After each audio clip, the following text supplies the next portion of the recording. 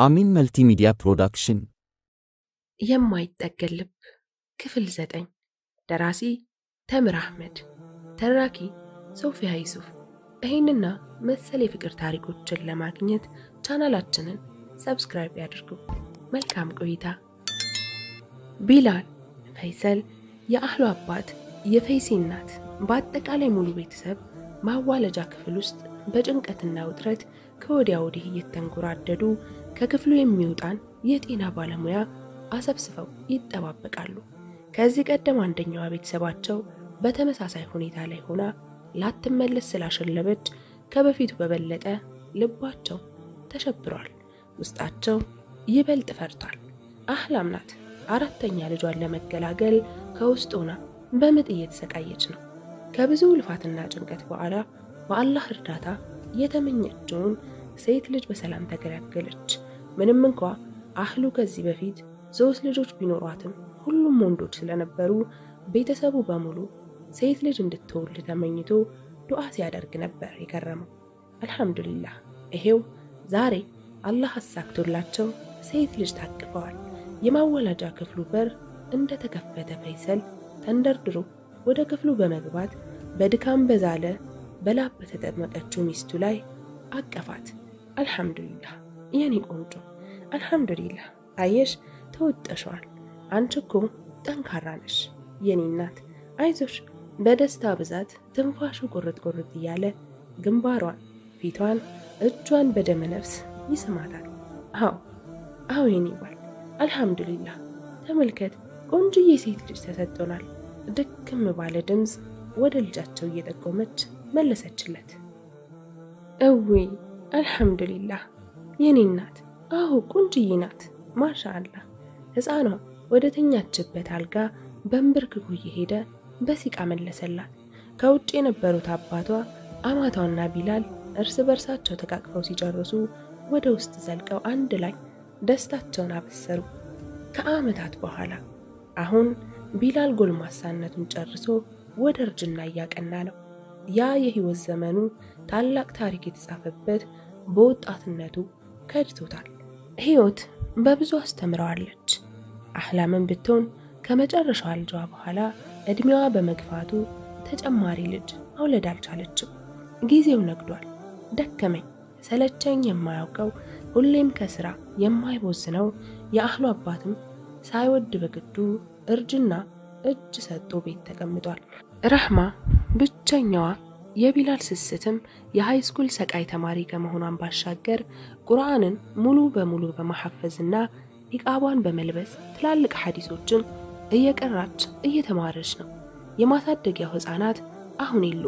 ግማሾቹ ዩኒቨርሲቲና መድረሳ ሲገቡ፣ ከፊሎች ደግሞ የራሳቸውን ስራ ጀምረው ወደ ሌላ አካባቢ ተዘዋውረዋል።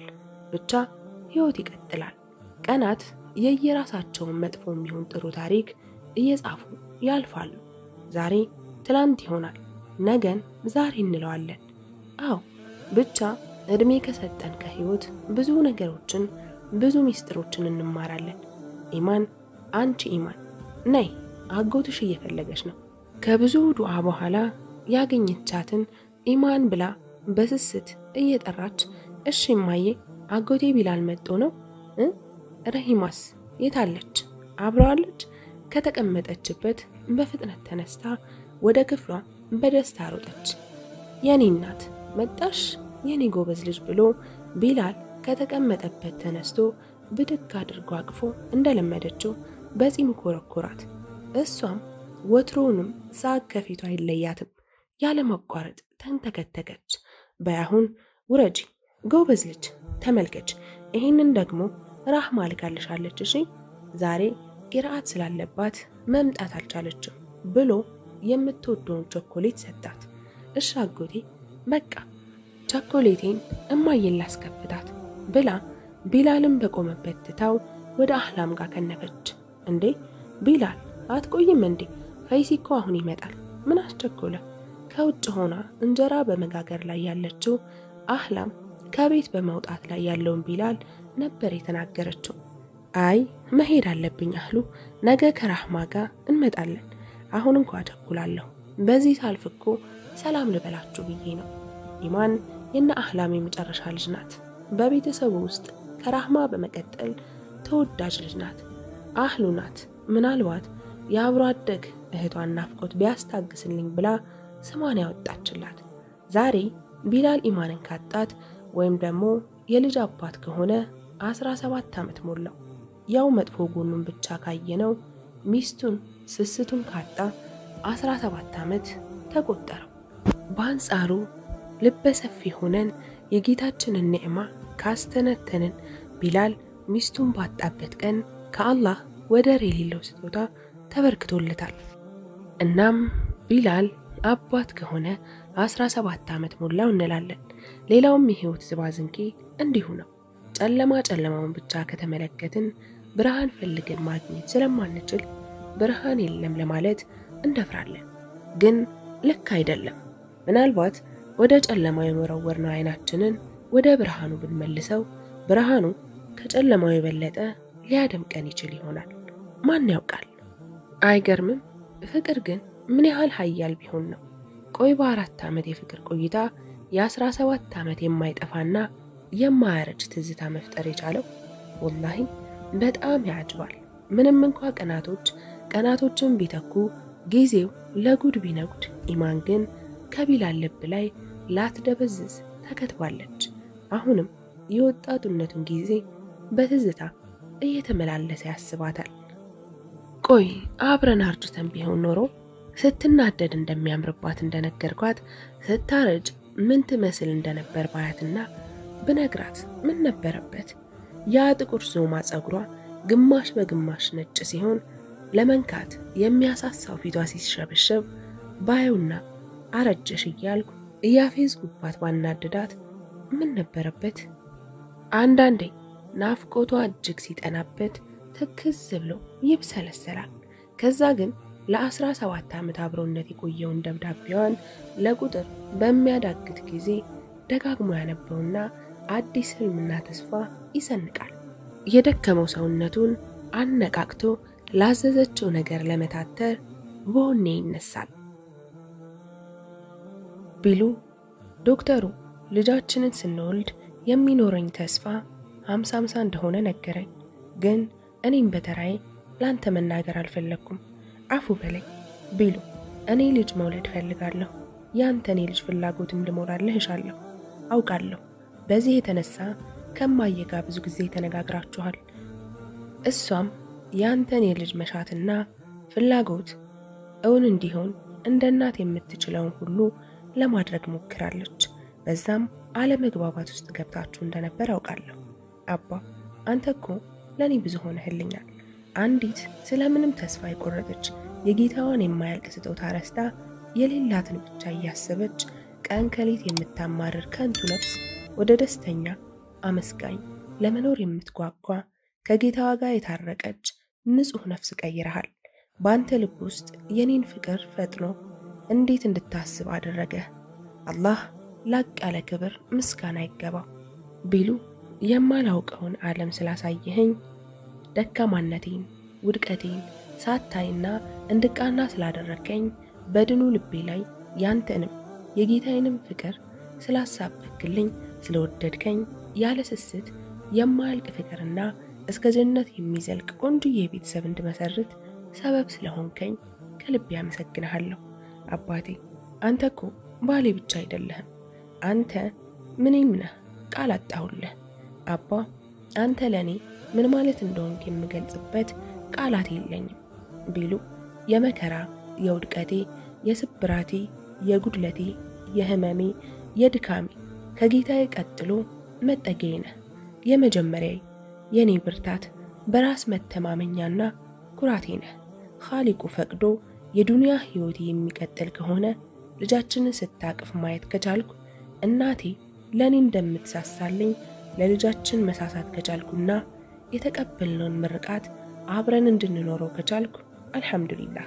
ነገር ግን ይሄ ካልሆነ ኻሊቁ ፈቅዶ የዱንያ ቆይታዬ ካበቃና ላልመለስ ካንቀላፋሁ አሁንም አልহামዱሊላህ። አላህ ለኛ የተሻለውን አድርጓል። አውቃለሁ ከማንም በላይ እንደምትሰበር፣ ሰማይና ምድሩ እንደሚጨልምብህ፣ ትዝታ እየተመላለሰ እንደሚያስቸግርህ አውቃለሁ።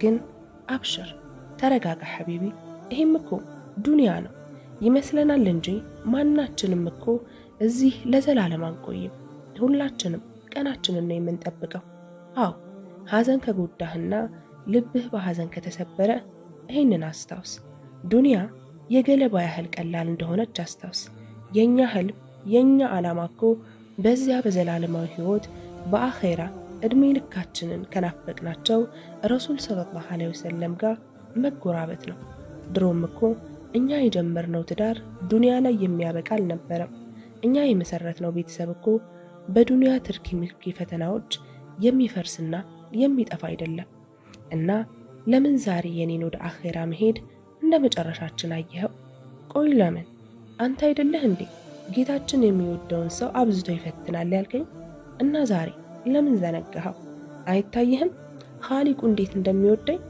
ይልቅ ምኞታችንን ህልም ብቻ ሆኖ እንዳይቀር ዱንያ ላይ የቀረህን ሐያት የቻልከውን ያህል ኸይር ስራ በመስራት አሳልፍ እኔንም ጌታዬ በምህረቱ እንዲያየኝና ከጀሃነም እሳት እንዲጠብቀኝ ዱዓ አድርግልኝ በሱ ላይ የተማመንኩበትንም የአኺራ ህይወት እንዲወፍቀኝ ዱዓ አድርግልኝ አልহামዱሊላህ አሁን ጌታዬ እንደሚወደኝ ተገልጾልኛል ተመልከት የማይጠገን የሚመስለው ልቤ በጌታዬ ፍቅርና አዝነት ታክሞ ድኗል በጀባሩ የማይጠገን ልብ የለም ለካ ፈተናዎች ወደ አላህ የሚያንደረድሩ ስጦታዎች ናቸው ስብራቶች ለካ ወደሱ የሚመልሱን ማንቀደውሎች ናቸው ተመልከት ጌታዬ ምን ያህል እንደሚወደኝ ይታያል ባይወደኝማ በዱንያ ላይ ቀልቤ እንዲሰቀል አድርጎ ሞትን እንድፈራ ስለ ሞት ሳስብ እንድጨነቅ ያደርግ ነበር አሁን ግን ሞት እንደሚወስደኝ ያሰብኩ እንኳን አይደክመኝም እንዲህ በስቃይ ውስጥ ሆኜ እንኳን አልሰነፍኩም እኔ ጋር ትልቅ ኃይል አለ ህልምን ለመኖር የሚያግዝ ትልቅ ኃይል በልጅነቴ ኡስታዝ ምን እንደሚሉ ታውቃለህ ልጄ እኛኮ የዚች የዱንያ አምባሳደሮች ነን ይሉኝ ነበር ልክ ናቸው አምባሳደር ሌላ ሀገር ላይ የትውልድ ሀገሩን ወክሎ በመቀመጥ በሚቆይበት ሀገር የትውልድ ቦታውን ያስተዋውቃል የተወከለበት ሀገሩን ኃላፊነት ለመወጣትና ጥሩ ነገር አድርጎ ወደ ሀገሩ ለመመለስ ይታትራል እኛም ወደ ምድር የተላክን የሰው ልጆች የአላህ አምባሳደሮች ነን ለምሳሌ አንድ የኢትዮጵያ ዜግነት ያለው አምባሳደር በሱዳን ቢኖር ኃላፊነቱ የሚሆነው ኢትዮጵያን በስነ ስርዓት ማስተዋወቅና መምራት ነው የተላከው ከኢትዮጵያ ኢትዮጵያን ለማገልገል ነው መኖሪያው ግን ሱዳን ነው አየህ ምንም እንኳን ለብዙ ዓመታት ሱዳን ውስጥ ቢቆይም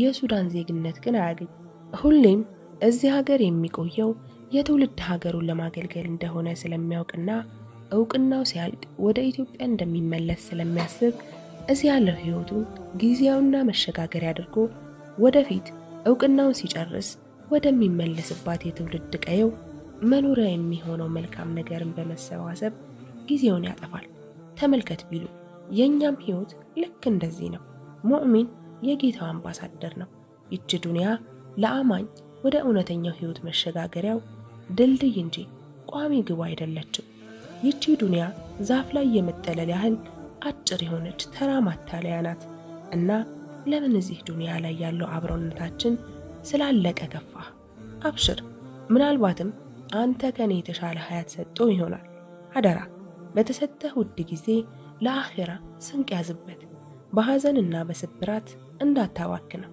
ደግሞ ልጃችን አደራ በዲን አሳድግልኝ አደራህን ዘውትር ጠንካራ እናት እንደነበረቻት ንገረልኝ እሺ አደራ ብሉ ልጃችንን ካንተ ውጭ ከማንም ጋር እንዳታድግ እሺ አውቃለሁ አህሉ አክስቴ እናትህ ሁሉም እኛ ጋር ነው የምትሆነው ይልሃል ምክንያቱም ደግሞ አንተ በሐዘን ስለምትሰበር ነው ቃሌን የምታከብርልኝ ከሆነ ግን በርትተህ ልጃችንን ራስህ አሳድጋት ይሄ ቃሌ ነው አደራ ሁሌም ይሄን አስታውስ እሺ የልጅ አባት ቃላቶች በማይገልጹት ልክ አፈቅርሃለሁ ያንተው ኢማን አባቴ በላስቲክ አሳሽጎ ለአመታት በኪሱ የያዘውን ደብዳቤ ለኔ አቀብሎ ለ19 አመታት በአይኑ የዞሮቹን አፍቆቱ ጋር ሄዷል አው ወደዛ ሁሌም ወደሚጓጓለት እውነተኛ ዓለም ተሰባስበዋል።